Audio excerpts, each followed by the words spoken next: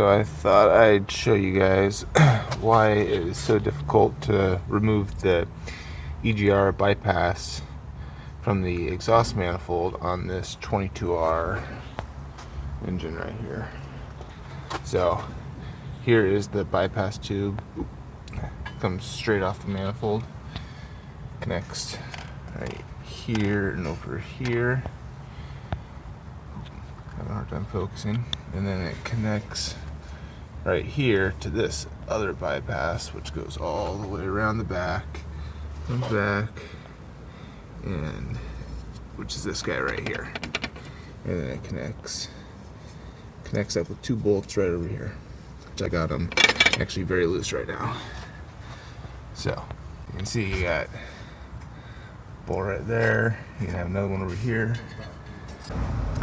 So you can see even with the nut really loose over there, and this guy's really loose, it's still very difficult to get that out. And there's really little room back here, and these guys do not come out. So here's how you get it out. You're gonna want to start by removing these two bolts back here, right behind the intake manifold. And then there's gonna be one more bolt right back here. It's right here where it meets the head. There's one bolt that's currently not attached, so maybe I can show it to you. There it is. There's two different bypass. So there's one right here. That's not the one you want. You want the one that's on the far side. So from the exhaust manifold side, right over here, it would be located right about right here. Is it the exhaust bypass and the coolant bypass tubes put up?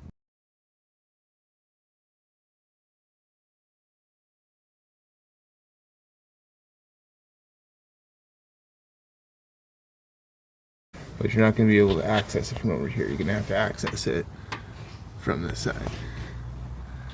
So, you get that all loose.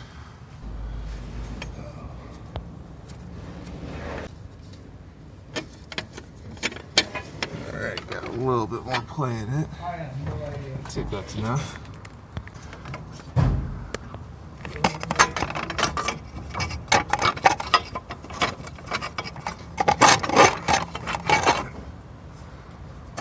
It's really difficult for you to watch.